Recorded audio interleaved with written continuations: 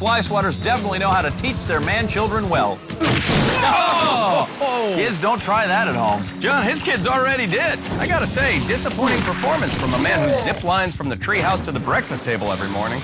That horn sends full-time failure, and he is going to have to ride that zip line and dodge our fly swatters. Let's do this! Those fly swatters should keep our course free of insects. Oh. Anything for our contestants' comfort. Johnny, your fly is down. He's not my fly. Oh, whoops. It's a trap! It's not a trap if you can see it coming. He's just lucky we couldn't afford the giant bug zapper. No! My Nana always said, if at first you don't succeed, it could be a trend. Tim playing the role of fly really well, but that attempt totally fruitless. This is what nerds don't do physical things. You're not a nerd, Tim. Nerds are good at some things. Here's hoping this full-time failure does a little bit better job as he enrolls in driver's ed. His job here is to cross the gap, but watch out for... Watch out for that. Yeah, he looks more like a full-time flailer. I am almost afraid to watch on the big balls. Only go! Oh, one step ahead of the motivator. And then returns to the sweet embrace of failure. Failure is not an option, John.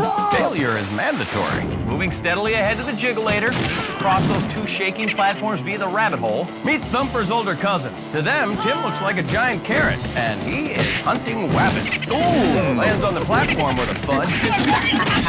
Work all your magic, Tim, but these guys are not going back in the hat. What can I do to you? There's no reasoning with our rabbits, Tim. The demented laughter should have tipped you off. Oh, man, those rabbits have a great sense of humor. Now, thankfully for all parties involved, Tim only has one more obstacle to do. The double barrel. And today, it's been transformed into Barnum and Ballsy Circus. Just jump in on one of these ringlings, ride it around, and bailey out onto the finish platform on the far side. If you fail, it's a cold swim to this finish spot. Sweet Moses! Sorry, our circus elephants have taken up painting. They're big Jackson Pollock fans. Is that called work? Nope. Oh, the colorful onslaught, unrelenting. Hey, not bad. He finds a great spot to enter there. Finish dead ahead.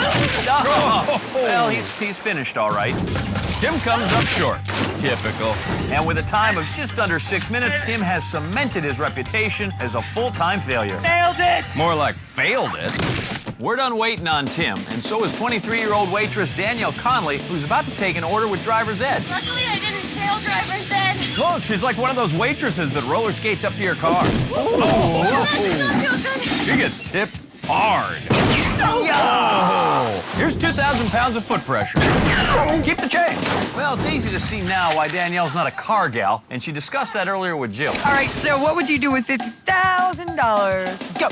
I would buy a huge boat, and I would take all my friends on this boat, and people would be like, man, look at that girl with that boat. I want to be her friend, and then I'm going to have so many friends. Come to the party on my dinghy. A rowdy, drunken crowd on a tiny inflatable boat. Johnny, what could possibly go wrong? I have mud in my mouth and other places. Dinghy Danielle welcomes you to the SS TMI. Come on, boss. Setting sail. Bring a dinghy. Danielle's maiden voyage on the big balls is christened with a splash of bubbling. While Danielle continues downstream, we return to the top of the course. When it comes to fun, Johnny, our next competitor claims to have the market cornered. I'm fun! Oh, look at him, John. So full of joy and innocence. I love to play! John, that's 45-year-old Mike McCullough, claims to be a big kid at heart, and he's representing for his kids at home. So what made you want to come on the show? My daughter wanted me to come on. We have a backyard with a bunch of games and toys set up. We have a zip line that goes into our pool. We do all kinds of funny things. So do you do that stuff, or does your daughter do that stuff? I do it all the time. Yeah? You're like a big kid. Absolutely. What would you do with $50,000? Come on, Mike. Say, put it in my daughter's college fund, or save it for retirement. Big balls for the pool. High five. Money well spent. Uh-oh. I think Mike suffers from man-child syndrome. I don't see any reason to grow up, but if Mike must, our fly swatters definitely know how to teach their man-children well. Kids, don't try that at home. John, his kids already did. I gotta say, disappointing performance from a man who zip lines from the treehouse to the breakfast table every morning. Maybe better timing the second time around.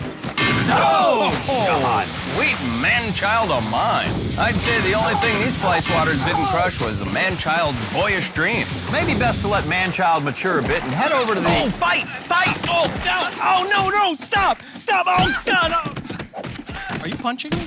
I don't think so. Cut the camera at 28. Holy bunny beaters! Who is this maniac? That's Carlo LaQuesta, Johnny. Listed occupation, illustrator. He may be getting a little too animated. Carlo must be going through his black and blue period, John. Hi. This guy could use some art therapy. Yeah, one minute he's drawing tourists with giant heads, the next he's turning a bunny's face into a raspberry crumble. Double Barrel is next, and Carlo should fit right in at Ballsy Circus. There go our painting elephants again. What do you mean you didn't like Dumbo? Carlo dragging his rage issues onto the Double Barrel. Wait, is this the same guy? Where's all the, testosterone? Maybe he used it all up. Oh! The illustrator draws a blank, John. Carlo erased, but ready to make her mark at the top of the course is Viviana Alderette, and she aspires to be a trophy wife one day. So she wants a guy to marry her and put her on a shelf next to his baseball mitt?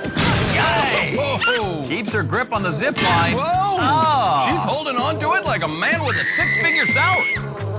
Whoa! Still trying to land the podium. Oh, gets bronzed. This trophy wife in training certainly has what it takes to win some games, Johnny. Just not this one. Oh, God, I'm afraid of heights. Yeah, and imagine if she was only 3.5 inches tall like the rest of the trophy wives. Give me the handle. Sorry, if I help you, you'll have to forfeit any trophies. Viviana finally clutching that handle. Wait for it. Waiting. Wait. She's a pro, John. She'll wait for the perfect man and the perfect time. Oh, boy. Oh, goodness. The fly swatter gives her the Heisman. We'll have to wait and see if our trophy wife can engrave her name into the next round. But if there's an obstacle that deserves a trophy, it's the fly swatter. It's been dropping people like... Don't say it. What? Oh, like crazy. And I think our contestants deserve some trophies, too. Oh! Nominated for Best Splattress. Perfectly timed. Oh, best Cinematography. Ooh. Best Human Pinata. Most Original Use of the Face. Ouch! And the funniest scream while spinning uncontrollably goes to... And that's exactly how long an award show should be. True enough.